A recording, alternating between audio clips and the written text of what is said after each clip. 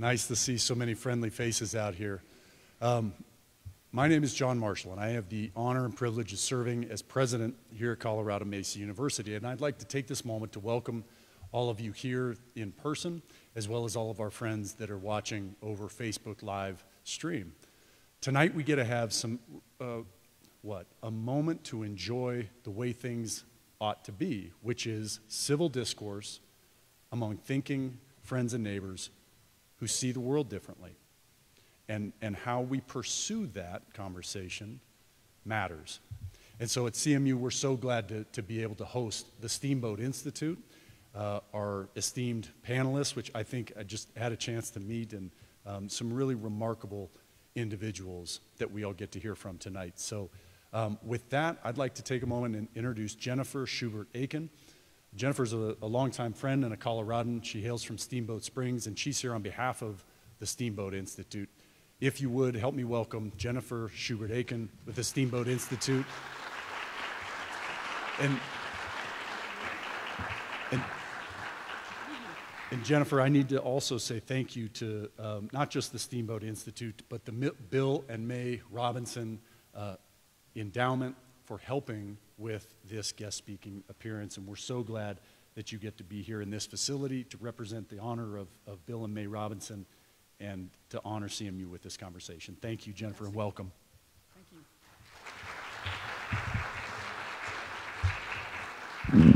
you. Well, good evening, everyone. It's great to be back in beautiful Grand Junction. I live in Steamboat Springs, and I've started coming down here a lot and just love free Mesa County and Colorado Mesa University. So thank you, President Marshall, for that warm welcome and for hosting us here tonight on the CMU campus. We really appreciate having the opportunity to collaborate with the CMU Civic Forum, and it's always a pleasure to come out to Grand Junction and have an excuse to be out here in this beautiful area. We welcome our audience here at Colorado Mesa University, as well as many more who are watching tonight. The live stream that we have on steamboatinstitute.org. There are people watching on campuses and communities from across America, so we welcome them as well. Tonight's debate will ask an important question. Is the social justice movement of today the new civil rights movement? We invite all of our audience members, both those of you who are here in person as well as those watching the live stream, to please answer this poll question now if you haven't already. Before the debate begins, there was a link that was sent to you by text and or email.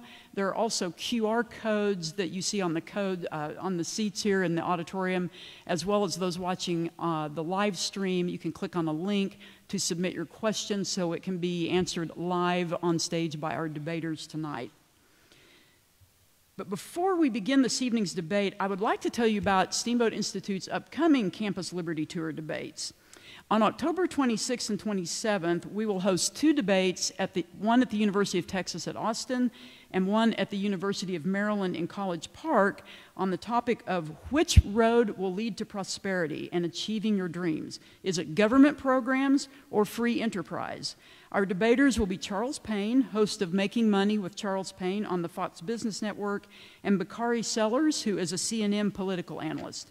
Both of these debates will also be live streamed. They are free and open to the public. If you have friends or family in Austin or College Park, for those of you watching the live stream, we would love to have you October 26th and 27th, UT Austin and University of Maryland. You can find registration details and other details at steamboatinstitute.org. We're also planning a full schedule of Campus Liberty Tour debates for 2022 on campuses all over the country, including here in Colorado.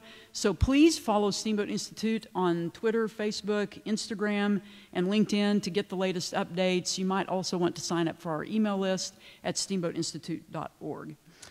Steamboat Institute's Campus Liberty Tour debates are gaining in popularity and importance because of the increasing threat posed by cancel culture.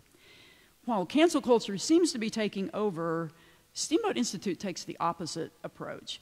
We encourage free and robust debate on even the most contentious issues.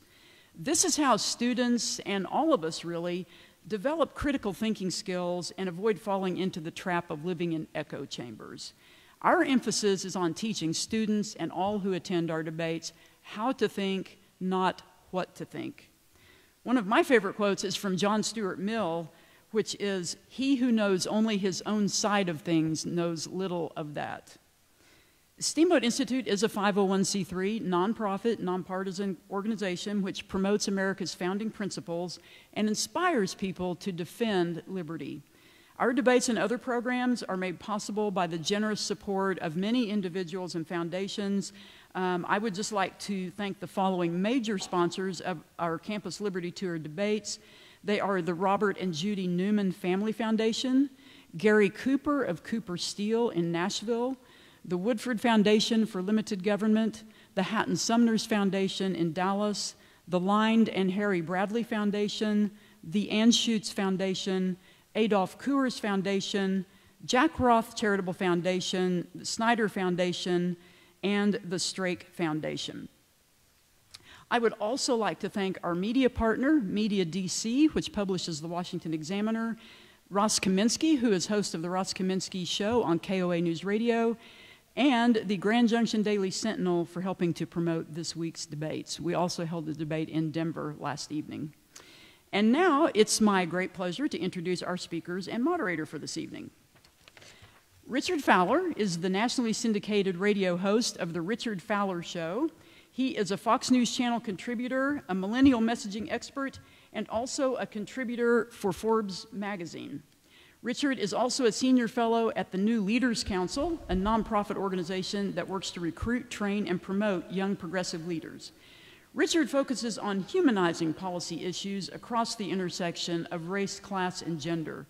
His work has included uncovering the deplorable conditions in the Detroit public school system, as well as training and equipping hundreds of millennials to run for office and take charge of their community. When asked what drives him, Richard says, "Talk is cheap. Our country needs real solutions, and they will come from our greatest resource, our people." Richard is a graduate of George Washington University, and we're delighted to have him here with us this evening. So welcome, Richard Fowler.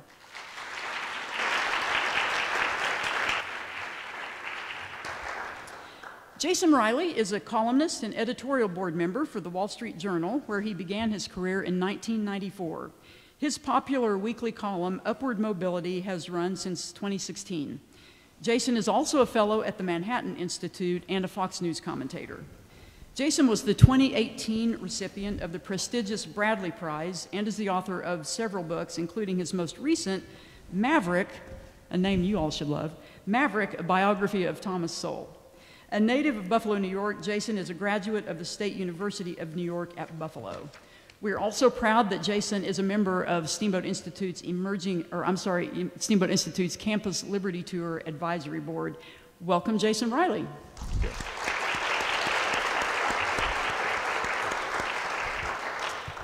Our moderator this evening is Phillip Wegman. Phillip is White House correspondent for Real Clear Politics, and in this role, he can frequently be found in the White House press briefing room giving Jen Psaki a hard time. He previously wrote for the Washington Examiner and has done investigative reporting on congressional corruption and institutional malfeasance.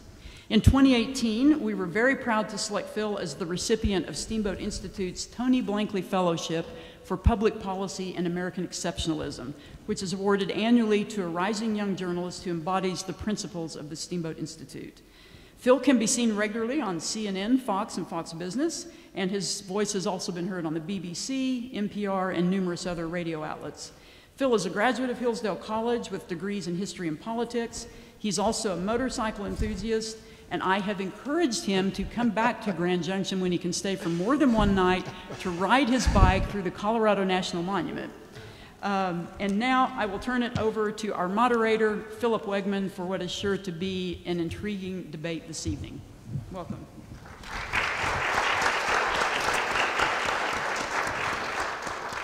Well, thank you, Jennifer, for that lovely introduction. Thank you to the Steamboat Institute for organizing this debate. Thank you to the university for hosting us this evening. Thank you to you, the audience, for being here in person. And then also, I understand that we have a number of folks watching from home right now, tuning in to this debate. And that concludes the thank yous and introductions. There's no reason for either of our interlocutors to dawdle with niceties. We expect a robust exchange of ideas. I know the audience expects that, and I know that our debaters are prepared to deliver. Also, while I expect a polite discussion, and I imagine that there are even areas where the two of you certainly might agree, you'll notice that I've emphasized that this is a debate. And this evening, my only allegiance is to the clock. So gentlemen, please keep your answers concise, and know that if you run long, or if you run off topic, as the moderator, I will do my best to steer you back on course and back on track. And finally, to you, our lovely audience, let me explain your role here this evening. You are not passive observers. You are, in fact, the judges. And we have asked you to weigh the motion, which our debaters are going to be discussing this evening, which is, do you think the social justice movement is the new civil rights movement? And I already know what a lot of you think, because conveniently enough, you did a little bit of polling beforehand. So let me pull up here what the initial polling shows. On the question, the motion before us, do you think that social justice movement is the new civil rights movement? 46% of you say yes, 37% of you say no, and 17% are unsure. We will poll you after the debate, and the winner of the exchange will be the one who has moved the most percentage in their direction. So there will be a chance for you to register your opinion once again. There's also an opportunity for you to ask questions in case I'm not doing a good enough job. So feel free to send questions either through the email that you registered with or through text message. And I believe that there might also be a QWERTY code, but a lot of you are millennials, and I'm sure you can figure that out. So again, the motion for tonight that I'm going to keep both of our debaters rigorously focused on is, do you think the social justice movement is the new civil rights movement? And Richard, I'll defer to you to argue the affirmative at first. Sure. Good night, everybody. How y'all doing? I can't hear. How y'all doing? Well, it's good to be in Grand Junction. I must say, this is my first time here. It probably won't be my last. You guys have a very beautiful landscape. I want to first thank Jennifer of the Steamboat Institute for having me here, and I also want to thank your new president of this of the Colorado Mesa University, John Marshall, for a warm welcome and a great hospitality. So when pondering this question of whether or not the current social justice movement is the new civil rights movement, I went back a little bit to say, well, what is America, right? Because this is the constant fight, because the civil rights movement was trying to help define what America was. So for me, I think America is like a really good pot of chicken soup. And if you really think about this pandemic and what we've been through over the past 12 months, chicken soup has become more and more and more a staple of our lives. Not only is it a comfort food, but it also helps you when you're dealing with a cold. But here's the thing about a good chicken soup. A chicken soup is made up of a lot of different ingredients, right? On their own, they're very tasty, but when cooked together to perfection, they're even better, right? You have all the different ingredients. Just think about it. You have potatoes, carrots, chickens, onions, cilantro if you're nasty, some salt and pepper, pumpkin, all the different things that make up a good chicken soup. They all have their different identities. They all come from different parts. They're grown in different areas. But when put together, they make a perfect chicken soup. And that really is the definition of America. A whole bunch of people from different walks of life coming together to form a more perfect union. Beyond being a commentator on cable news, I'm also a storyteller. And as a storyteller, your job is to put your assumptions aside and to see the world from somebody else's viewpoint. So I have spent 24 hours with a cop on the night shift, and I've asked the tough questions. I've also spent 2 weeks with workers in West Virginia. I spent a year with educators in Detroit, trying to understand what is their lived experience. What's different in their ingredients than mine? What makes their lived experiences different? But what makes us all uniquely American? Each of us come from different walks of life. We have different lived experiences. We've conquered different barriers. We come from different communities, and we all have different needs. Sadly, in American politics, that nuance is often missed, right? In our daily walk of life, it's often missed. All our different walks of life make us who we are. And so while they say tonight's a debate, I truly believe it's actually a discussion. Because what's happening in Washington is a whole bunch of debating and not a lot of solutions. You have one person on this side yelling, another person on that side yelling, and we at home are wondering, well, when are we going to get to the solutions? And the solutions exist when people from all walks of life come to the table and actually begin to have a conversation. A good friend of mine used to say, it's usually those closest to the problem that are the ones that are closest to the solution. And oftentimes, the ones who are crafting the solutions in America are way too far away from the problems. And the people who are close to the problems rarely ever have a seat at the table. So when I think about our civil rights movement or our social justice movement today, it's really a cry to increase the amount of seats that we have at the table so we can have a true policy discussion on how we make this country a more perfect union. So hopefully, when this debate's over, or rather this discussion, we will be able to see America from a new light and not the easy lines that politicians have defined us by. Democrat versus Republican, red versus blue, black versus white. These definitions are so easy and they're fatalistic, right? And there's more, and they make it seem that there's more that divides us and actually unites us. But the truth of the matter is, it's actually the opposite.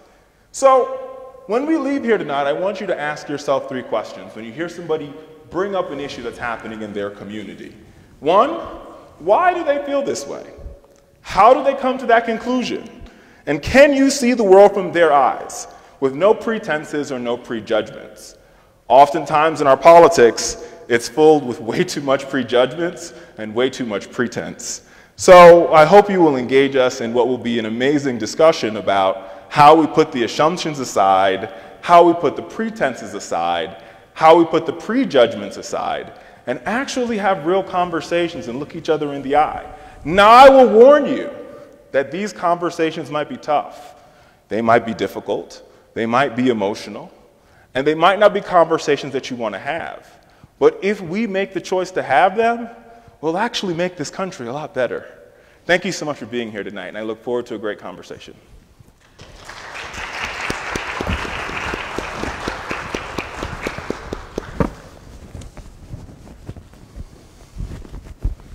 I want to extend my thanks to the university for hosting us and to the Steamboat Institute for putting this together. I think that the social justice movement today is quite different in some fundamental ways from the civil rights movement of the 1950s and 60s. And I'll use a personal anecdote to sort of illustrate just how fundamentally different I think they are. A few years ago, I wrote a column for the Wall Street Journal on the prevalence of violent crime in poor black neighborhoods. And in the column, I used a quote from Martin Luther King, who once told a black congregation, "Do you know that Negroes are 10% of the population in St. Louis and responsible for 58% of the crimes?" He said, "We've got to face that. We've got to do something about our moral standards." He said, "We know that there are many things wrong in the white world, but there are many things wrong in the black world too. We can't keep on blaming the white man. There are things we must do for ourselves." After the column ran, a number of readers contacted the paper and accused me of making up the quotes, which come from a 1961 profile of King written by the famous black author James Baldwin in Harper's Magazine. I was a little surprised at this reaction because, these days all you have to do is Google a quote and find the source. But what really struck me about the reaction is that the people who accused me of making up the quote apparently just couldn't believe that the nation's most prominent civil rights leaders used to speak this way about problems in the black community and the role of personal responsibility. Now, King was obviously a uniquely gifted and capable leader, and I'm not suggesting that black people today need another Martin Luther King. They don't. What I'm suggesting is that King represented a type of leadership, a type of thinking, a good faith approach to closing racial divisions that politicians and social activists today barely even give lip service to. King and his generation of leaders, people like Thurgood Marshall and Roy Wilkins, who was the head of the NAACP in those crucial decades of the 50s and 60s, they believed that whites obviously had a role to play in changing a fundamentally racist system. But they also understood that blacks had a role to play.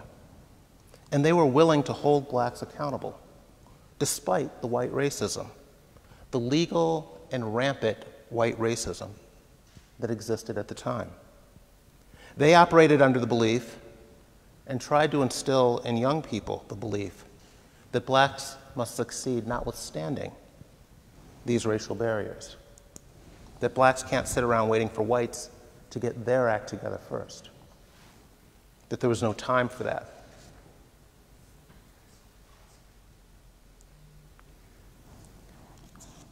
So contrast that perspective, that approach, with the activists and politicians today, who spend much more time making excuses for the kind of antisocial behavior that prominent black leaders of the King era would regularly condemn. This contemporary leadership doesn't really want to discuss black behavior. They want to discuss white behavior. The assumption is that black behavior is almost irrelevant, because after all, racism still exists in America. So they send young black kids out into the world with a chip on their shoulder.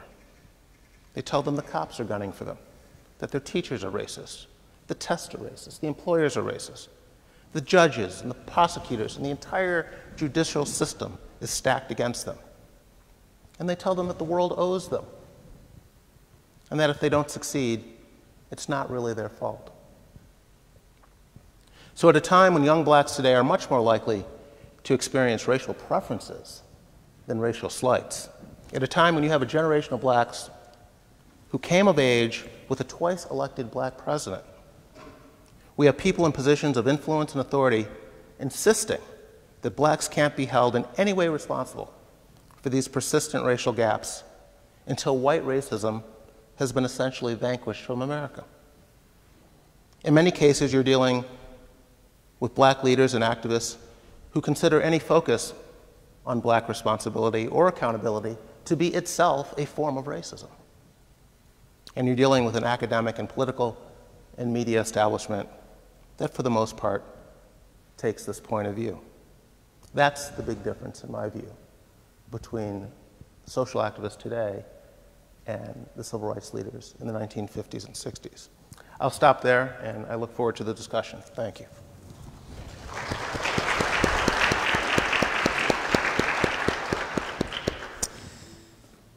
Well, Jason, you mentioned the former president, so I think that's a good place to start as we are getting our bearing here. Former President Barack Obama made this observation recently. He said this summer that the debates over race in America are, quote, powerful because they get at what story we tell about ourselves. So let's talk about the story, and let's be precise in our definitions. My question to both of you is, what is today's definition of social justice? And would the leaders of yesterday's civil rights movement accept today's definition?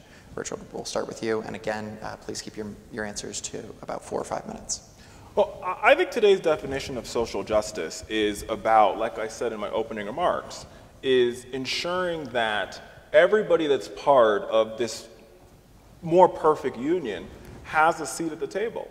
And I think that's the fight, right? And I think every time you've seen the push, right? There's been pressure on the system.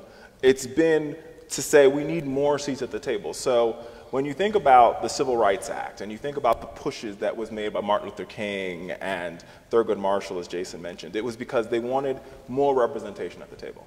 right? Then you have the Stonewall riots, which happened in New York with the LGBTQ community of color.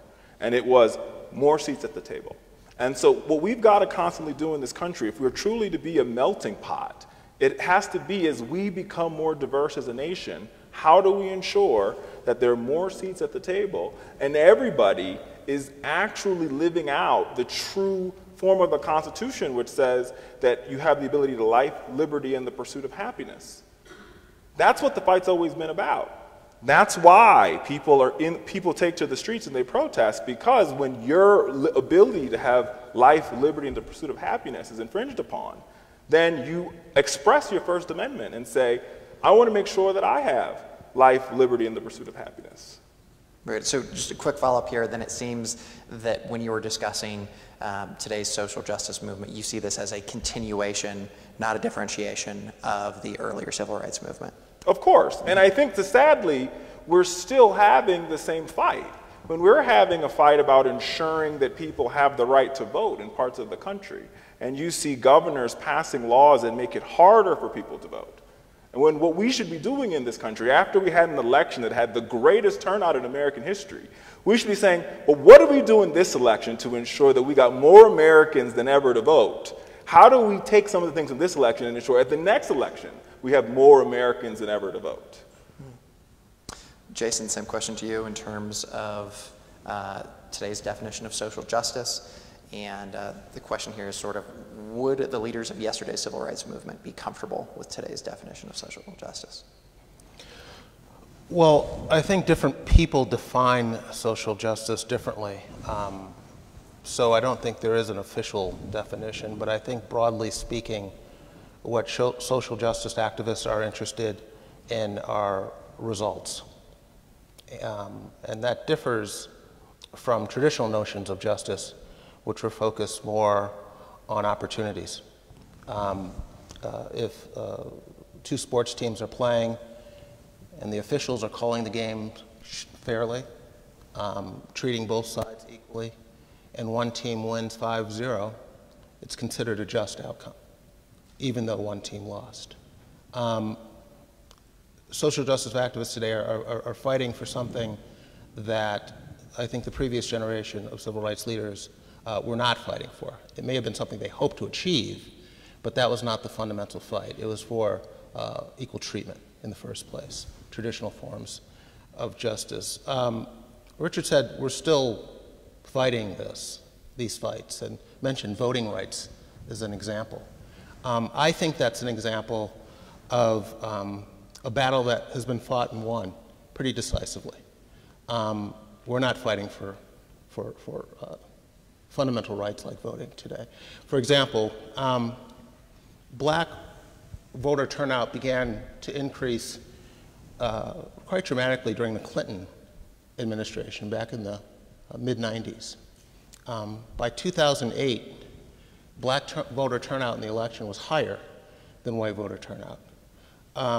In 2012, black voter turnout was once again higher than white voter turnout. In 2016, it dipped some, but only back to the pre-Obama level. In 2018, voter turnout for all minority groups reached record highs for a midterm election. And in 2020, voter turnout for Asians and Hispanics reached record highs. And for blacks, it was the third highest after 2008 and 2012. If voter suppression is taking place in this country, where is the evidence? So that is a fake fight that is going on. That is a fight going on to encourage, to scare people, to make them paranoid, try and get them out to the polls. But the actual evidence of turnout on election day is not supported, does not support the notion that voter suppression is taking place in this country. Richard, I'd like to get your response, and if you would respond to this question of voter turnout. And is there a particularly egregious example in any of the state laws or any of the corrective measures that some of these state legislatures have taken that would dispute what Jason's saying here? Jason opened up this conversation talking about results, right? And so if you're quoting voter turnout numbers and you're having a conversation of results, I'm having a conversation about opportunity. And so when you're talking about, in the state of Georgia, in black counties like Fulton County and Gwinnett County and DeKalb County, when voters are standing in line in those neighborhoods for 2, 3, 4, 5 hours to vote, or in the case of the midterms where you literally had to take Jesse Jackson going to a poll because there was one machine that worked because they couldn't find the plugs for the other machines. Or better yet, in the state of Texas, where this new law that's currently being put in place, after you had record turnout, as Jason just pointed to, is now making it harder for people to vote, right? This shouldn't be the conversation that we're having. When you know that people are working harder, people are working multiple jobs, we should be doing everything in our power to make more and more Americans engage in our democracy. For this democracy, or better yet, this republic to work, it requires that more of us are part of it. So we shouldn't be having a conversation about restrictive laws. What we should be having a conversation about is how do we make Election Day a holiday, so that every American has the ability to cast their vote without worrying about, well, am I going to get time off from work to do it? Am I going to lose my job if I decide to go and vote? We've got to make it in this country, if we really want to have a representative democracy, we've got to make sure it doesn't even matter what race you are, how young you are, how old you are.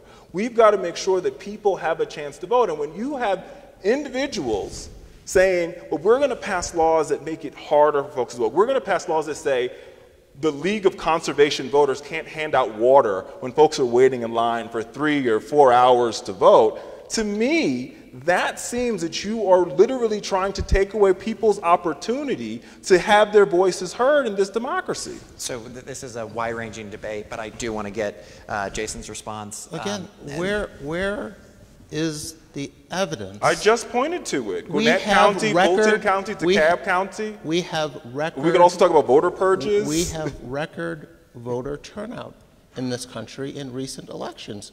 If people can't get to the polls, how can we have record voter turnout? And secondly, I thought Georgia might come up, so I actually looked up a little data on voting in Georgia.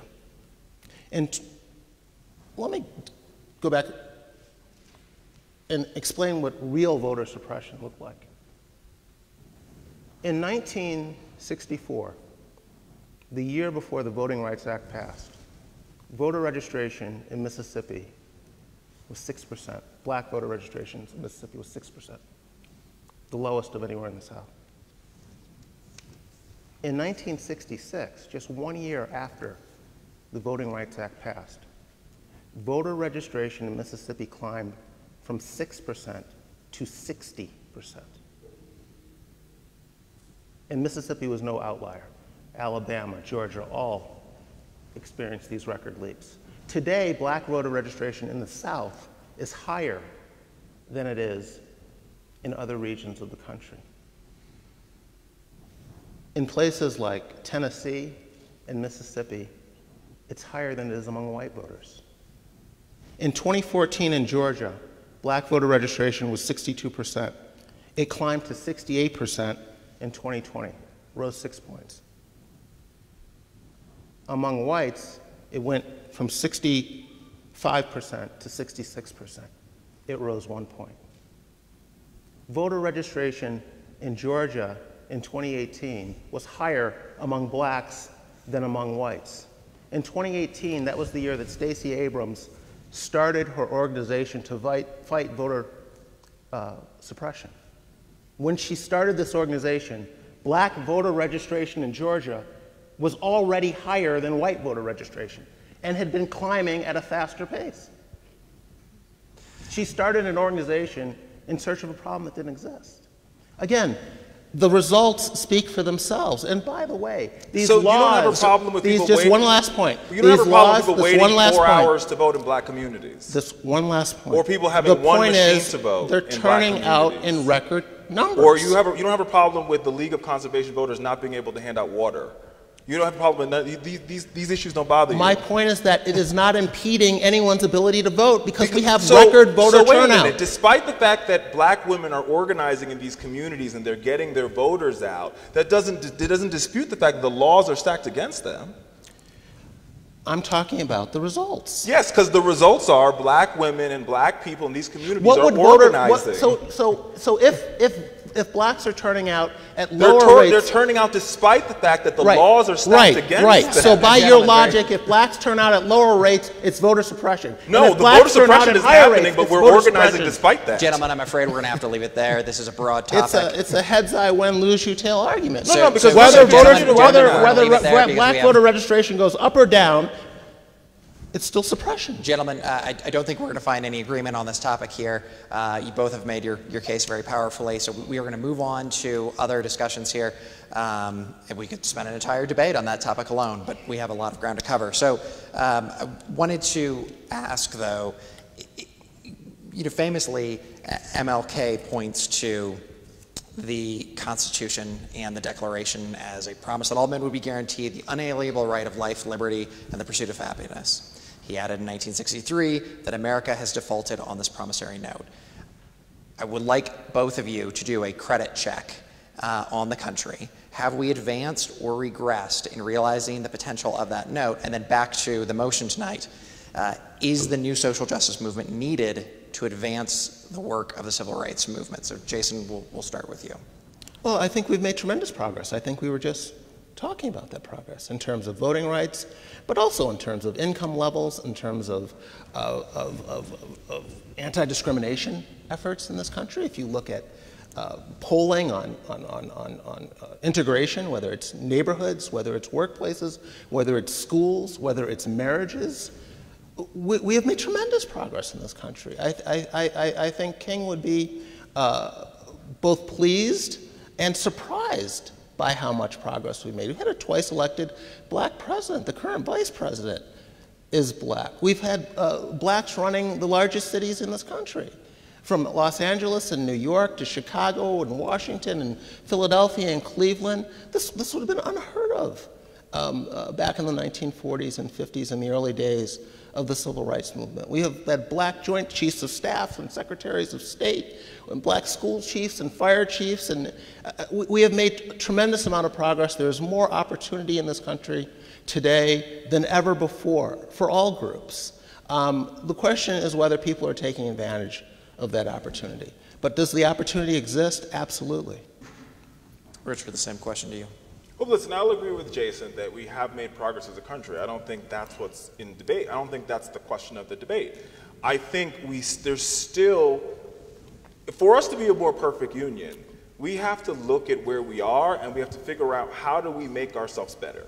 And when we know that when a black woman goes in to give birth to a baby, she's 3 to 6 times more likely to die at childbirth than her white counterpart, we have a problem.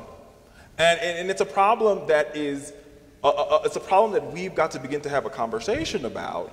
That, and I'm not saying I have the solution to it, but we have to begin to use the data that we have to acknowledge that we have a problem. Same goes for how this pandemic has treated communities of color.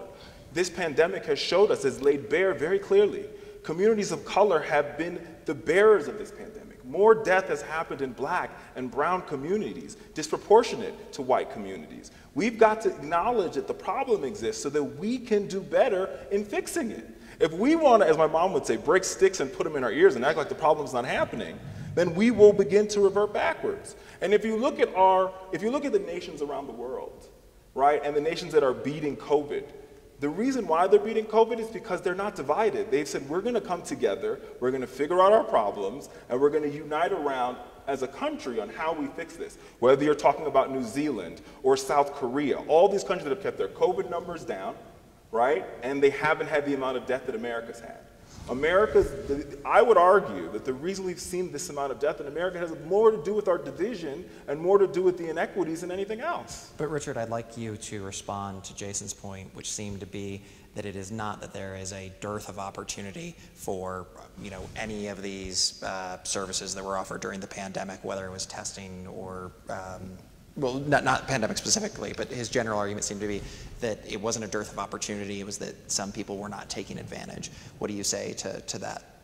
Well, I think you have to have a larger conversation, right? And I think for you to begin to have that conversation, it requires you to understand the definition of government. And for me, I believe that the role of government is to ensure that everybody shows up. If we're having, to use a sports analogy, right? If you're having a track meet and there's 8 lanes in the track meet, right? Everybody should come to the track meet with the same training, and then they run the race, right? Capitalism is the race that we run. Whoever finishes first finishes first.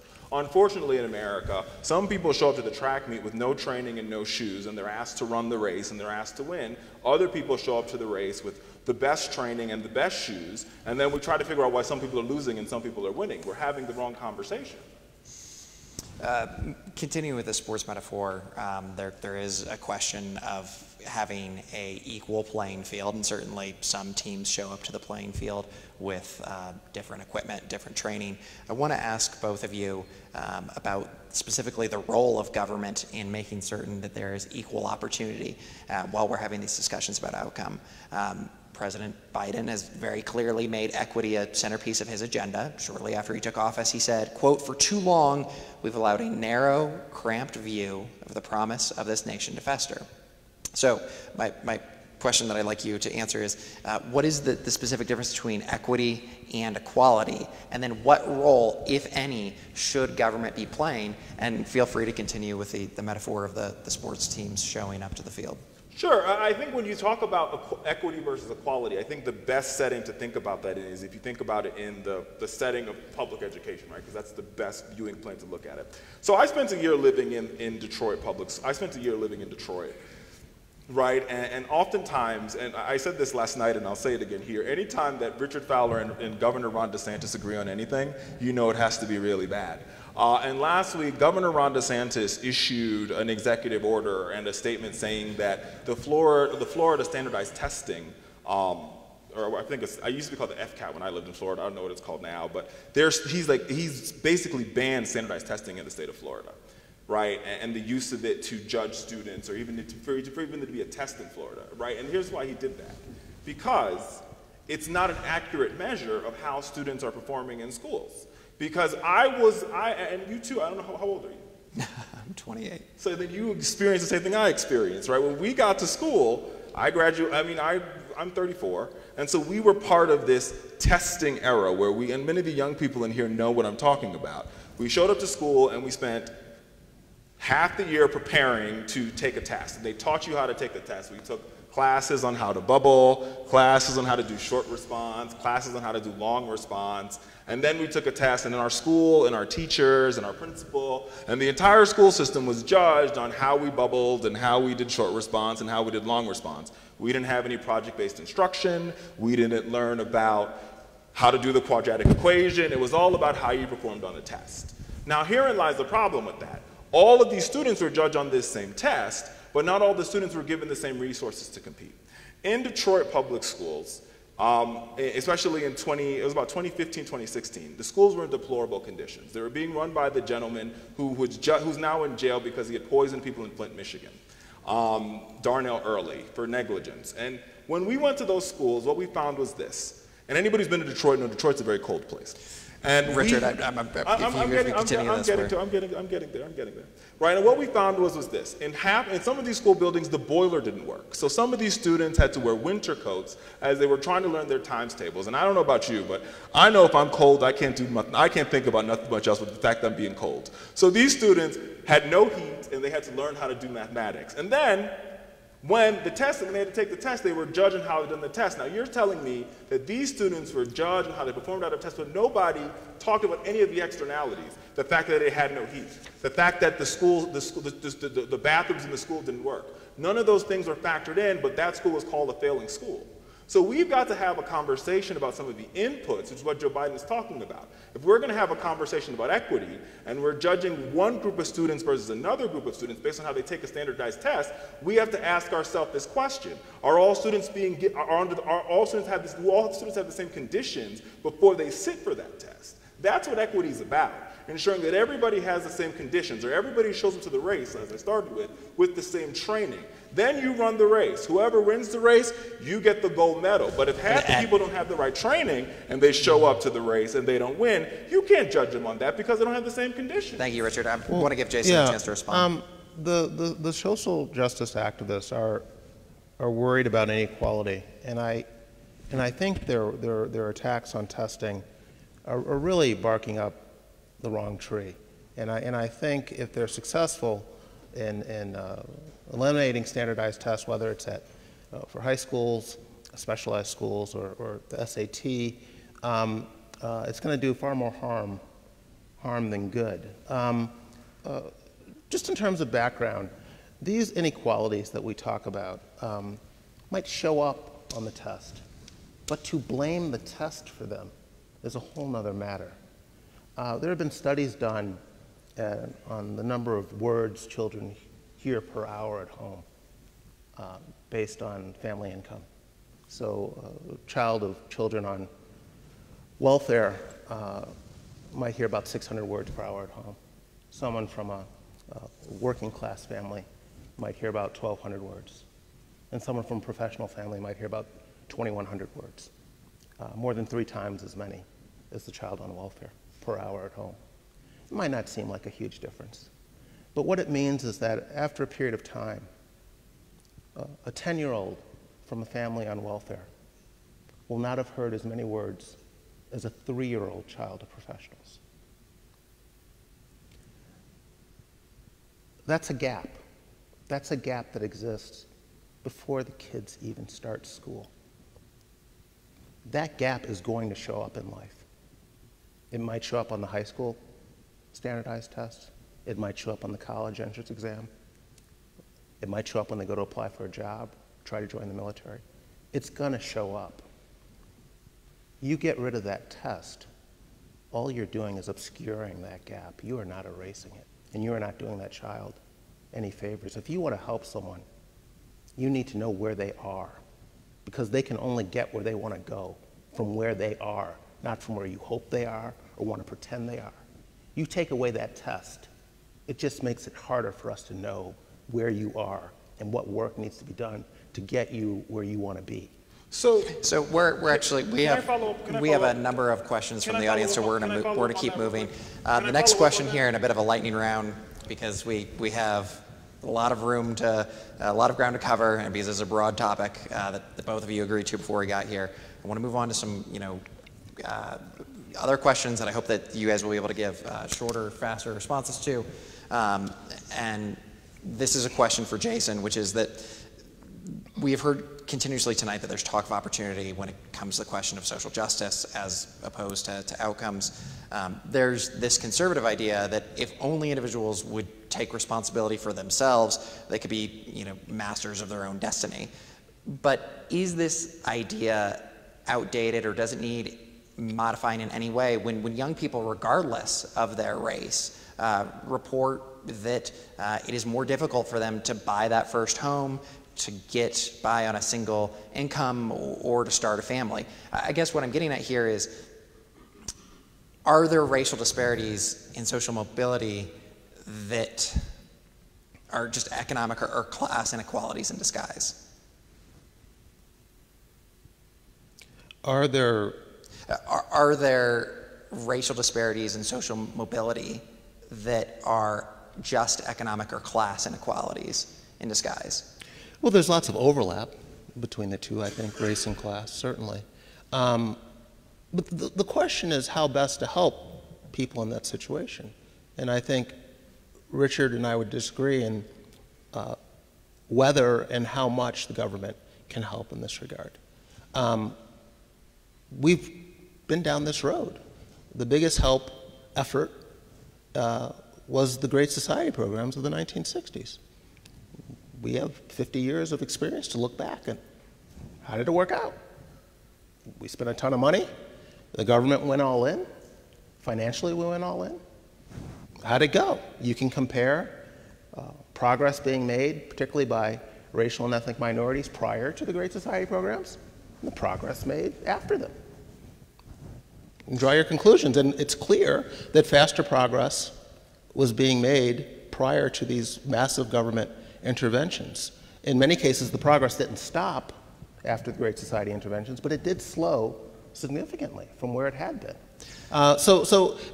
One of the problems I have with turning to the government when it comes to closing these racial gaps or helping racial and ethnic minorities rise, is that the greatest achievement of the civil rights movement, I was talking about the King era earlier, their greatest achievement, I think, was getting government off the backs of blacks, particularly in the South, with respect to the Jim Crow laws.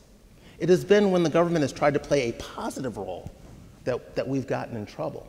And so to reintroduce more government into the lives of struggling people, I think, risks a lot of counterproductive outcomes. Richard, I would like you to take up that challenge here, especially in light of the fact that the current administration is planning significant investments, not just in infrastructure, but also what they are calling human infrastructure.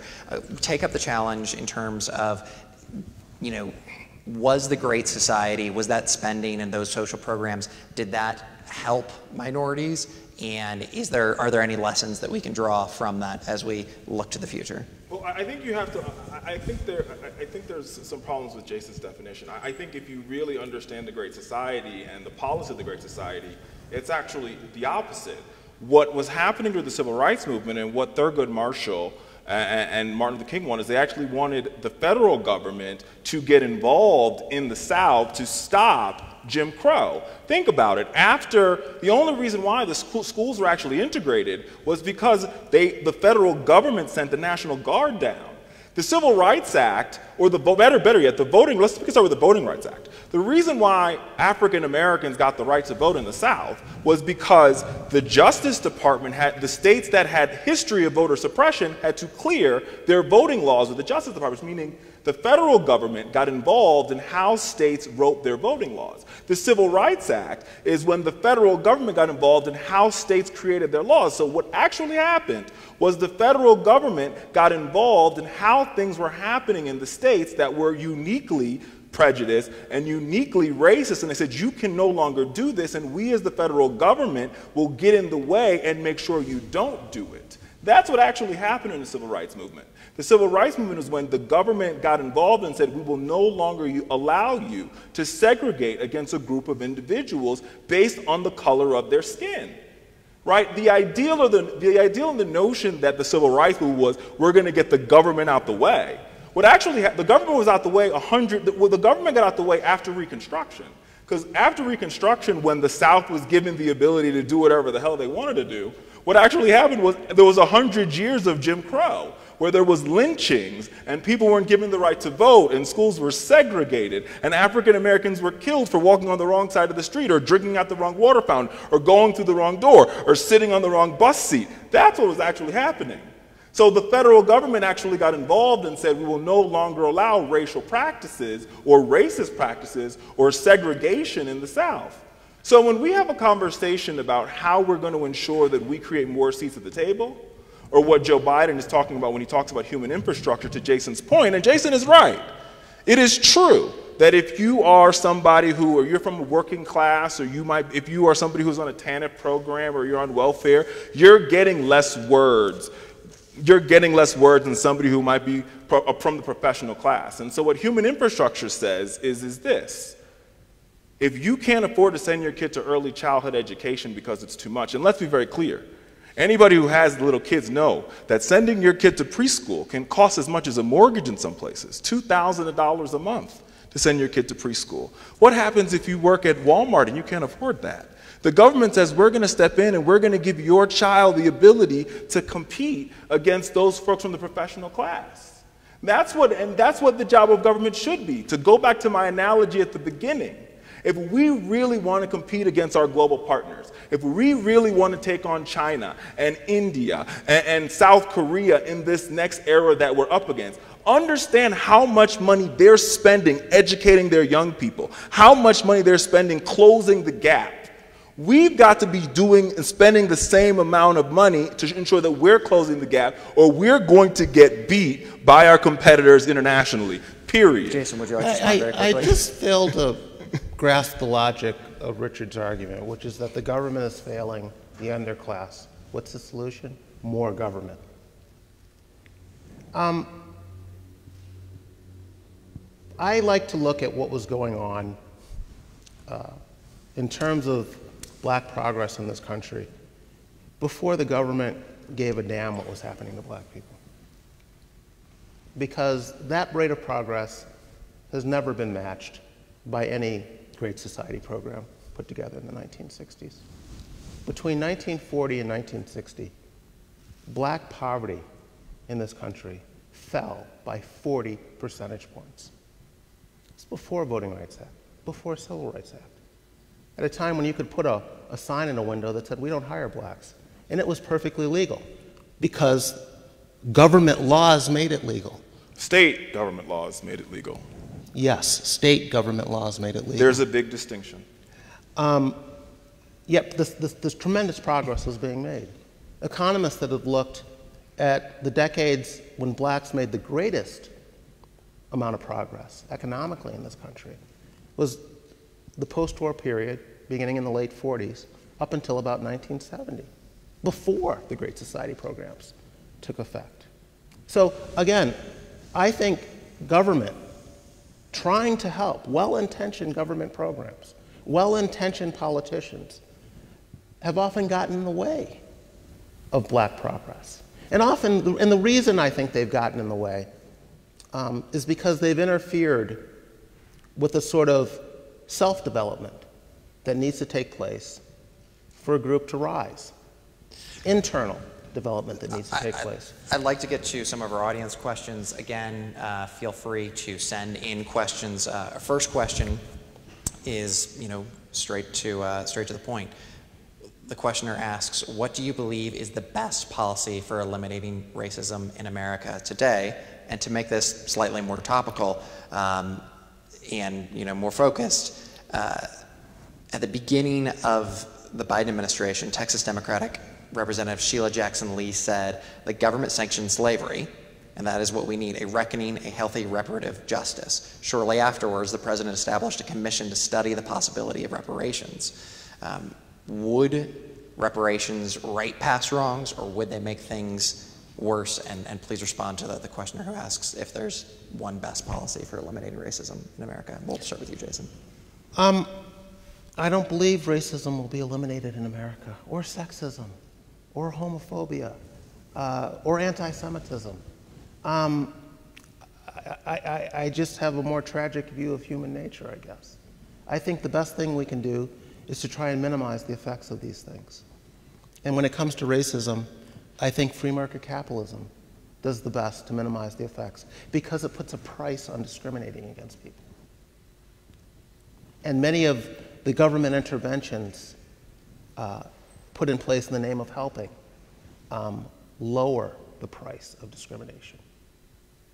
And so, I guess I would reject the premise of the question. As regards reparations, no. Broadly speaking, and this gets back to the discussion of the Great Society, all reparations would be is another huge government wealth transfer program. Again, we've tried this before. If simply sending poor people checks ended poverty, we would have ended poverty a long time ago. We've been doing this for decades. So a couple of things. Where I do agree with Jason is I think that you have, I think it's a hard question. I don't think we'll ever eliminate individual racism in America, and I don't think that should be our pursuit. Our pursuit is about how we ensure that the systems of America don't have racism in them, right? And I think to do that, it requires that we begin to understand how we got here, because this ideal of wealth transfer, Jason's right, it's not a new idea, but to say that it's failed, that's wrong, because think about it. The GI Bill, the great GI Bill after World War II, created a generation of wealth for a certain group of people. Now, African Americans were not included in the GI Bill, so they didn't get this money. That's not true. Well, I have black relatives who went to college on the GI Bill. Excuse me. Let's use an example. Of the 3,229 GI Bill recipients in the state of Mississippi who got, and this is right after World War II, who got money for houses, businesses, farms, and other things, only 2 of them were African American in the 1940s and 50s. So think about this, and we all know that one of the greatest ways to transfer wealth in America is through home ownership, right? So if 3,227 individuals who got the GI Bill were Caucasian after World War II, and they were able to open businesses, they were able to get farm loans, they were able to buy homes. And only 2 black people were able to take advantage of those same opportunities. Not because they weren't afforded the money from the GI Bill, but they were banks that wouldn't give them loans, right? So they went and said, hey, I just came back from World War II, can I get a loan? The bank says, no, we're not gonna give you a loan. Or bank said, no, you live in a neighborhood where we can't develop there because of redlining and various other things. So we have to ask ourselves this question. America has been doing wealth transfers for a very long time. Wealth transfers aren't new in this country. Wealth transfers was how we created the state of Oregon, how we created the state of Washington, how we created California, land leases. This is nothing new. This is how we created wealth in this country. Sadly, certain groups were excluded from that wealth transfer. So what we're asking for here is if this happened in the past, how do we correct the wrongs? Because we know that building wealth doesn't happen overnight. And America's biggest flaw, and this has nothing to do with race, is this. When we create a law, whether we create the Civil Rights Act in '65, we're like, oh, we created the law, we fixed the problem, move on. We never go back and say, well, did this law work? Should we go back and tinker with it? Maybe we could make it a little better? Right? And this has everything to do with the fact that we live in a 2-party system where once one party has the ball, they run down the field as fast as possible, they'll knock over any defender, and we refuse to have a conversation with the other side saying, wait a minute, did this work? Did it not work? Can we make it better? Can we make it worse? In all fairness here, I mean, Jason did mention the legislation that created the Great Society several times throughout tonight's discussion and was asking for an evaluation of whether or not that did create the desired outcomes. So doesn't there seem to be some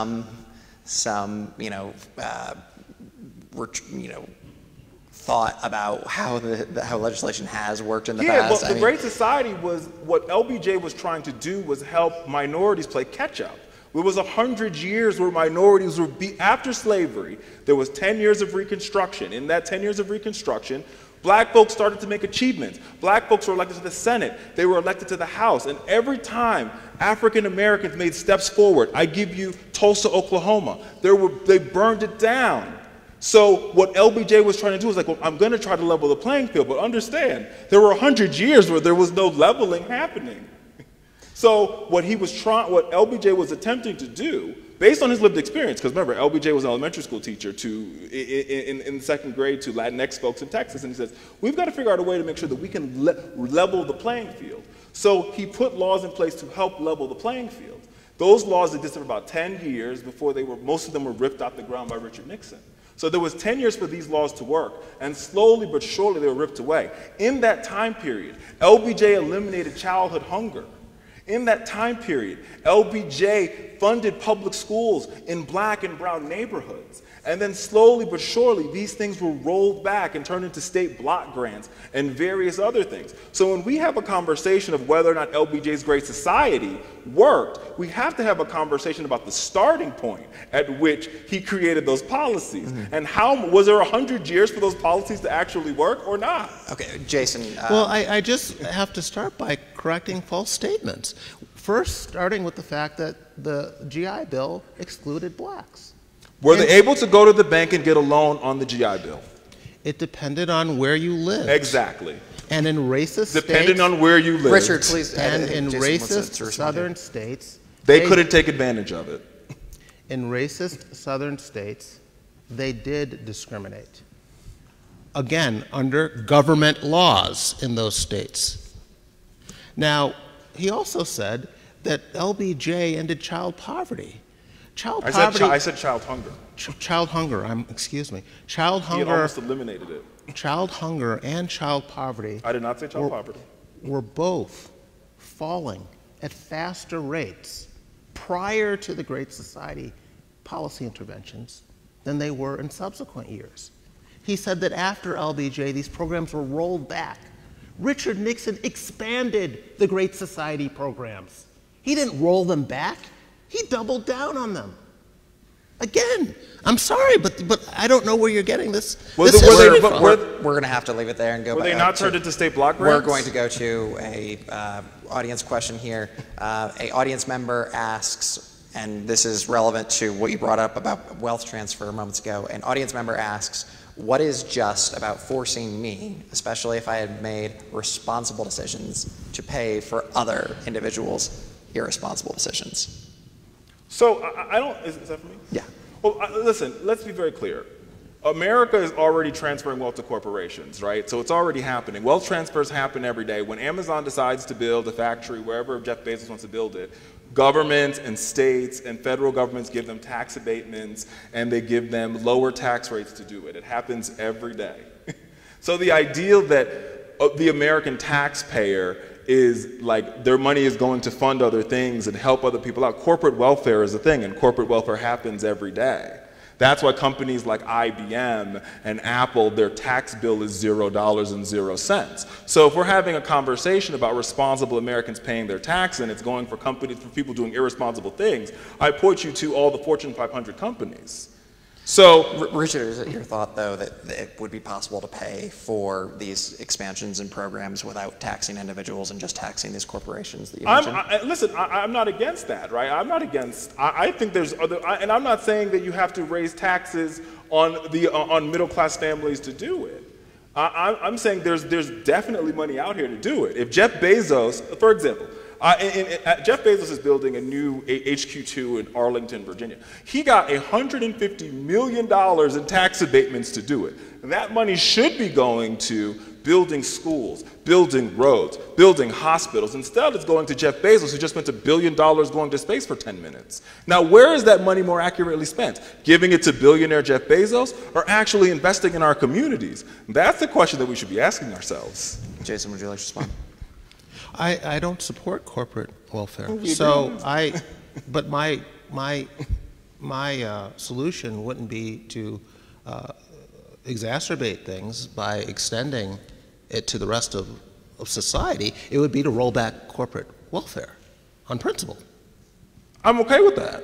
Well, that's not what you're arguing for. No. What I'm not saying is, yeah, but you're like, I mean, I think when I think the notion of this ideal of massive giveaways, that's not what I'm saying here. I'm saying, are there things that we could be doing better? Is there other wiser investments that we could be making as a nation than giving Jeff Bezos $150 million? Okay. And the answer to that question is yes. The answer to that question is, if we're trying to compete against South Korea and India and China, we can't compete against them if America's young people are graduating college with $1.5 trillion of student loan debt shackled to their legs. And this has nothing to do with race. This has everything to do with where are our priorities. If a Chinese adult or millennial is graduating college PhD level with zero debt, and an American student is graduating with a PhD in nuclear physics with $500,000 of debt, how are we competing against our global partners? I would push back against this idea that we can solve America's problems by taxing wealthier people at higher rates. I didn't say wealthier people. Well, you keep talking about Jeff Bezos and I said billions. Corporations. But you just said he spent $1 billion. Well, his Richard, corporation spent $1 billion. We've got more questions that I want to get to. Jason, if the floor is yours. Yeah, I think that I don't think there are enough rich people in America to finance the government spending that Richard is calling for.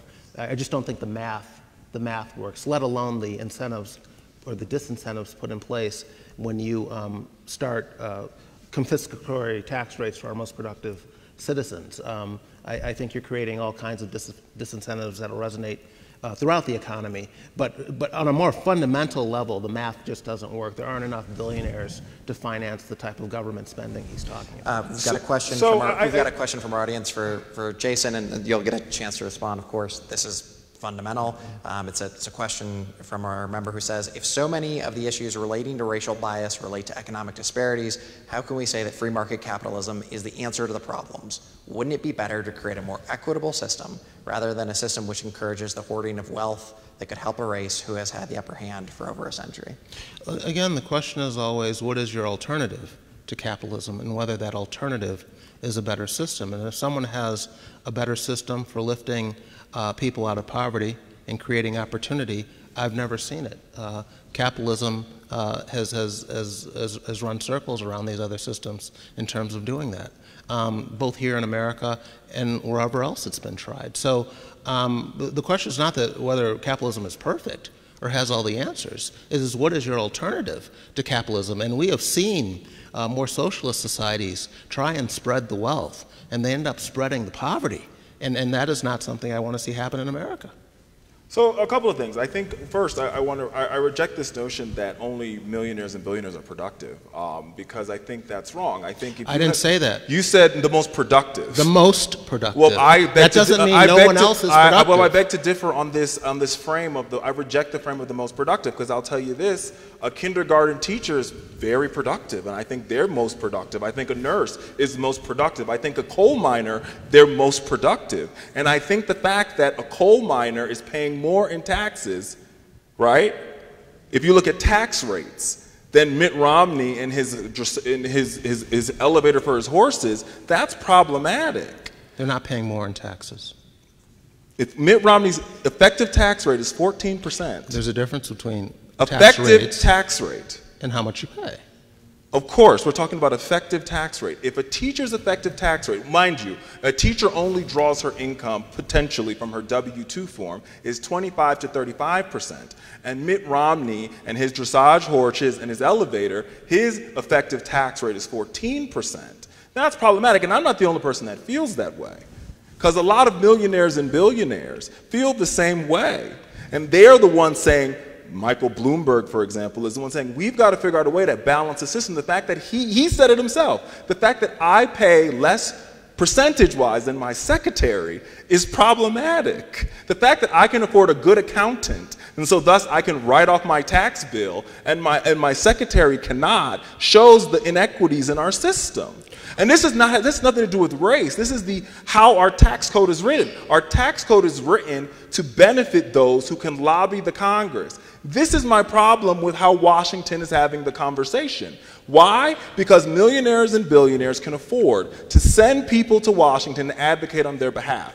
Unfortunately, those of us in this audience, we can't afford to do that. So when they write the tax laws, they're written to benefit those, and I'll give you a great example. In Trump's tax bill, right? The middle class tax cut, while yes, it's in there, the middle class tax cut is temporary. It sunsets in about what it was written, so we have 7 years left on it, and it'll be sunsetted. But the tax cut for the millionaires and the billionaires is permanent. They were able to send lobbyists down to ensure that their tax cut were permanent, but ours sunsets, and we have to pray, and we have to hope, and we have to we have to have every priest and every prayer warrior that we know pray that Congress will make our tax cut permanent, or our tax rate will increase while Mitt Romney and his elevator and his horses continue to benefit off of a tax plan written by them and their lobbyists. This is when I started this conversation, I said to you guys, the problem here, and ladies, is that we don't have enough seats at the table. And if the middle class is not at the table having a conversation about what works for us, and millionaires and billionaires have the ability to walk into congressional offices and say, hey, we want this to be in the tax code, or we want that to be in the tax code, and it's literally written in the tax code as they say it, we should all be upset. It doesn't matter what party you belong to. It doesn't matter what race you are. It doesn't matter your economic standings. When one person has able to go in and get what they want from their elected official, and some of us are not, we should be angry, we should be appalled, and we should be upset, because that's not the definition of a republic, and that's not the definition of a representative government. You covered a lot of ground there in terms of representation and also corporate interests. Jason, would you like to respond? I didn't catch the first part of what you said there. Richard covered quite a bit of ground there. Is there anything that stuck out to you that you would like to respond? I think we're sort of talking past one another. If he's arguing for higher tax rates, I'm not. Richard, if you could let Jason respond. For corporations or for individuals, I would just like to see how his math works in terms of raising government revenue. When he says that private citizens shouldn't be able to lobby their government, I don't know if he, thinks that some citizens are more deserving of lobbies than others. The last time I looked, the labor unions are a pretty powerful lobby. They have a seat at the table in Washington, a big seat at the table in Washington. Trial lawyers, pretty big lobby. They have a big seat at the table too. Left-wing interest groups have a seat at the table. Right-wing interest groups have a seat at the table. That's the way our government works. I don't I think it's part of free speech, lobbying your government. But, you know, if that's, I don't want to put words in his mouth. If he's calling for the end of lobbying your government, is that what you're talking about? That's not what I said at all. What I'm very clearly saying is when some people are able to have more of the ear of an elected official and allows them to make it's in the law. I don't have to make it up. Who has more sway than teachers' unions? Well, listen, if the teachers' unions were so effective, then they would have then the middle class tax would have been permanent, but it's not. I mean, the proof is in the pudding.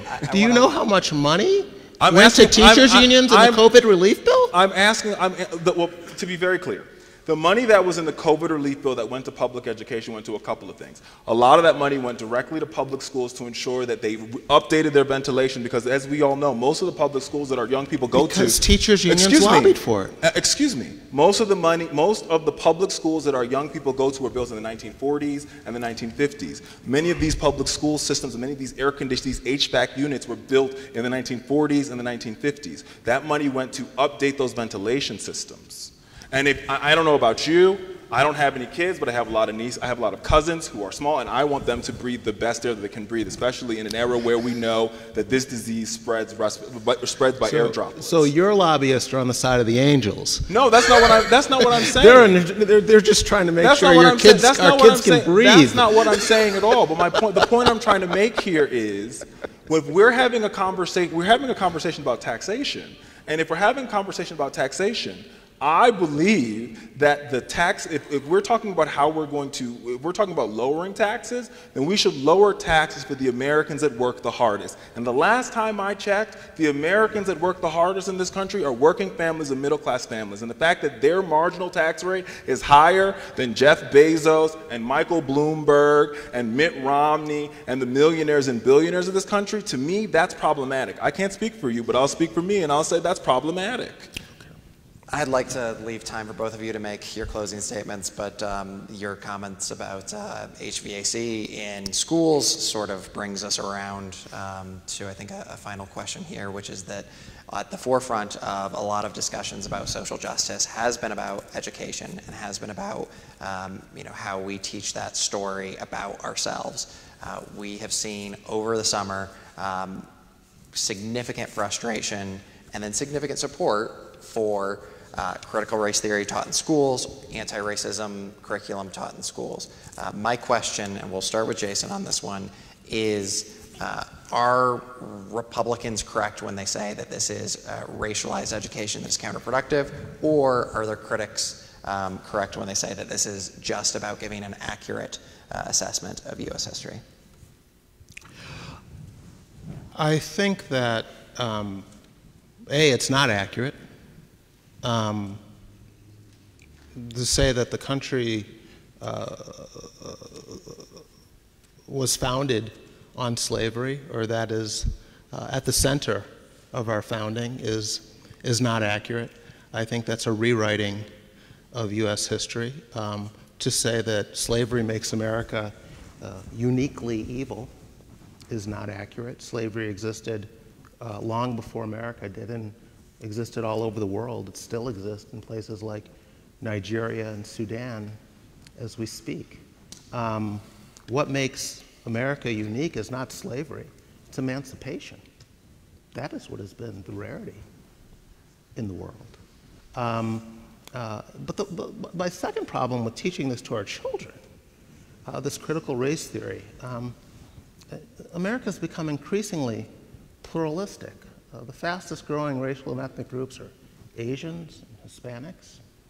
The idea that we would teach our children, kindergartners, first graders, to obsess over skin color is outrageous. It's disastrous. How can this end anyway but in a disaster? To teach young children to focus on their racial differences in an increasingly pluralistic society? Do we not know how badly this could end? So it's twofold that my issue is. It's an ahistorical reading of America's founding, And I think it does far more to divide us than to unite us. You know, people talk about America's diversity being our strength. Our strength isn't our diversity. Our strength has been our ability to overcome our racial differences and focus on what unites us. That has been America's strength. And to focus on our diversity, on our differences, to me is not the way forward. Richard? And, So- then we'll go to closing remarks. For sure. So I would agree with Jason if critical race was actually being taught in our classrooms. But the reality is that if you truly understand, so critical race theory has become a catch-all and a net for things that aren't happening in our classrooms, right? Talk to the educators that you know in your life and ask them, are they actually teaching what Crenshaw, who's the author of critical race theory, and Dr. Bell, the author of critical race theory, a very complex theory that, to be honest with you, the first time I encountered critical race theory was my senior year of college, when I was able to understand it, because it requires you to understand the complex understanding of systems, which a kindergartner can barely understand. So, put that on the shelf for just a second, and let's talk about what is happening in our classrooms, right? What educators are asking for, and what they're asking for is, how do we teach truth? How do we talk about the truth of American history? And let's be real, American history is beautiful, but American history is also bittersweet. American history includes 400 years of slavery, and then another 100 years of racial oppression after that. American history includes a trail of tears, where we moved Indians off their land and made them walk from Florida and Georgia to Oklahoma. Just imagine walking from Florida to Oklahoma, right? American history includes Japanese internment camps. American history has some black eyes in it. It's the truth. And for order for us to be a strong and good country, it requires us to teach our young people that America's history isn't lollipops, roses, and apples. There was some rotten apples in the bunch, right? There was a civil war. We had some bad actors. And I think the best way to understand this is to look at Germany, because Germany is a great example of how it was done. The 68ers in Germany did something really special. So after Hitler fell, there was a group of people in Germany that said, not only are we going to ban Nazi symbols, but we're going to commemorate the 6 million Jews that were lost, and we're going to teach our young people about anti-Semitism. And if you notice when you go to Germany, there's no kids going to Adolf Hitler High School, or there's no Adolf Hitler Airport. But in America, our kids go to Robert E. Lee High School, and we commemorate the Civil War and the South as if they weren't traitors and treasonous that decided to part ways with the United States of America. So we've got to begin to tell our young people the truth that America's history, while beautiful, was also bittersweet. So I agree with Jason. If we were teaching critical race theory in our schools, I would be out there protesting too. But what I want in our schools is for our young people to understand the truth, because if you understand the truth about not only America's history, but the Western Hemisphere's history, then you would understand why there are 10,000 Haitians at our southern border. Can I ask a question? Sure.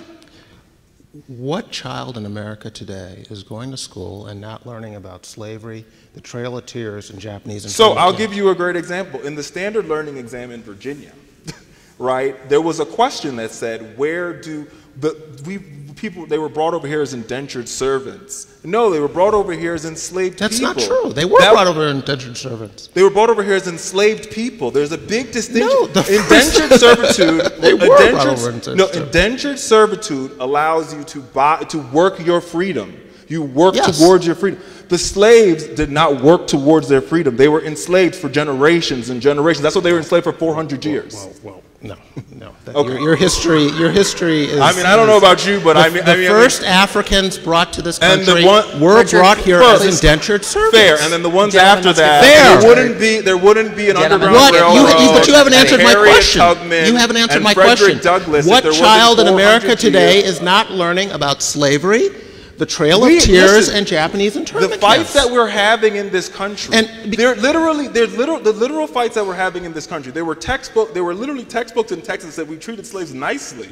I'm not making What this child stuff up. today is not learning about these things? I'm not making this up. Listen, you could quote teachers. Teachers are telling you This is a quote from a teacher that was, this is a teacher who gave an interview to Chalkbeat, and they said, many of the laws created today what makes it impossible for us to teach about the Trail of Tears, the Civil Rights Movement, and the Civil War. An English teacher said, right, the current laws that are being written it makes it impossible for me to teach about things like James Baldwin, a quote that you started with. What laws?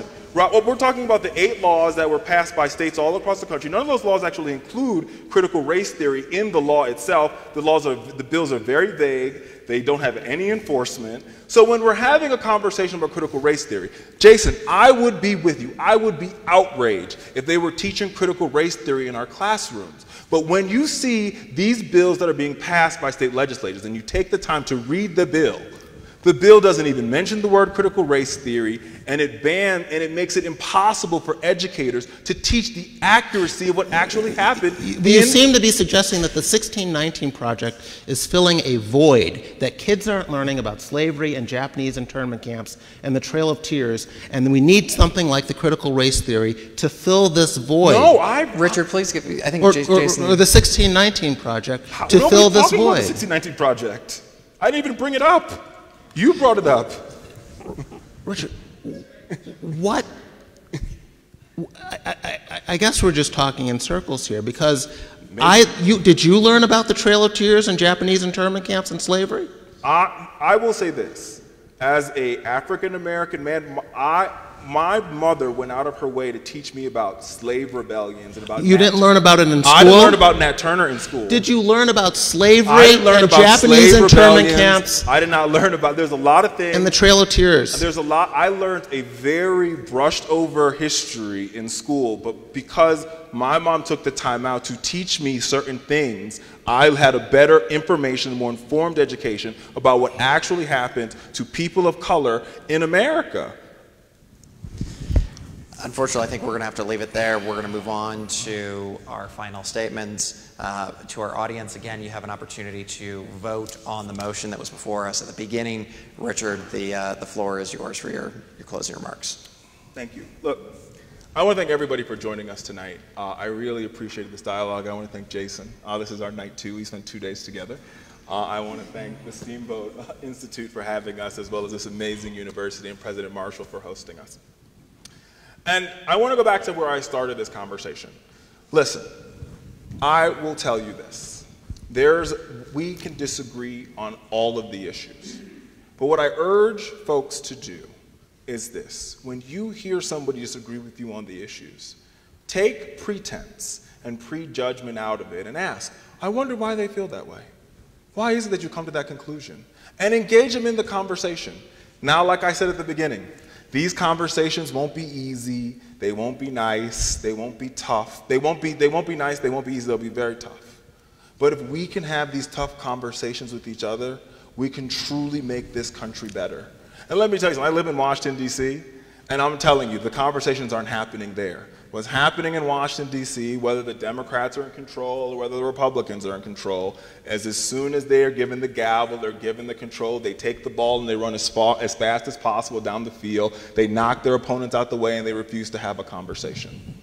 And if we don't begin to have a conversation with each other, what's going to end up happening is every 4 years the policies are going to shift, and the policies are going to shift, and what's going to happen to all of us is we're just going to have a bad case of whiplash.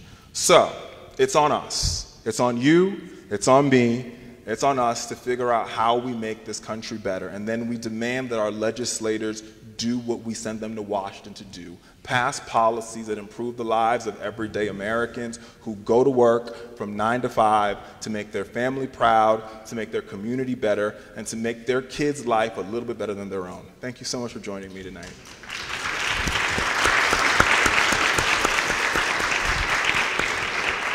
Jason, the floor is yours. Sure, just very, very quickly. I do want to thank the Steamboat Institute and the two of you for joining me up here this evening. I think it's very important for students on college campuses to hear different points of view on issues of the day, and I think it's become a real problem on college campuses lately, where students are supposed to be learning about different ways to approach public policy, how to sharpen their critical thinking skills, understanding that when you disagree with someone, you don't disinvite them, you don't try and silence them, you don't try and smear their character, you debate them. And that's not happening on enough campuses today. I think students are, with the indulgence often of the administration, are being taught what to think instead of how to think. And so I'm very grateful that the Steamboat Institute is pushing back against these trends, and I'm glad that all of you decided to join us this evening. So thank you.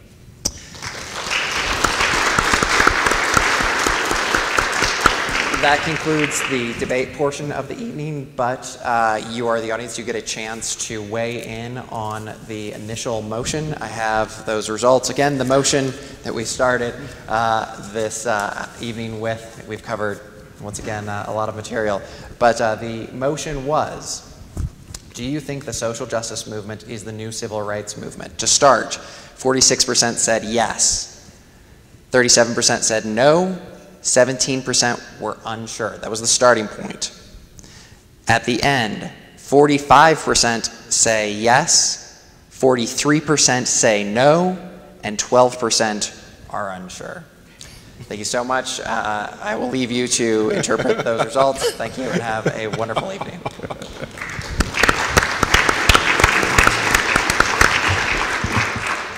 Just very briefly, thank you to Jason Reilly, Richard Fowler, and Phillip Wegman for a very compelling discussion tonight, gentlemen. Thank you again. Can we have another round of applause for our panelists? Thank you.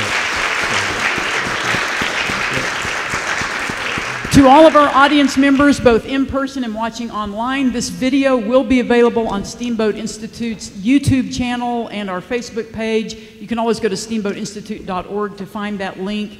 Please share this with others. We want thousands of people to see this very robust quality discussion we had tonight.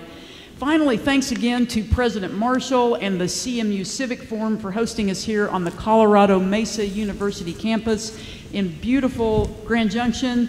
Please remember to visit steamboatinstitute.org. Follow us on social media. Your financial support is what allows us to bring these debates to campuses throughout Colorado and around America. Thank you again so much to all of you for joining us this evening, and have a wonderful evening.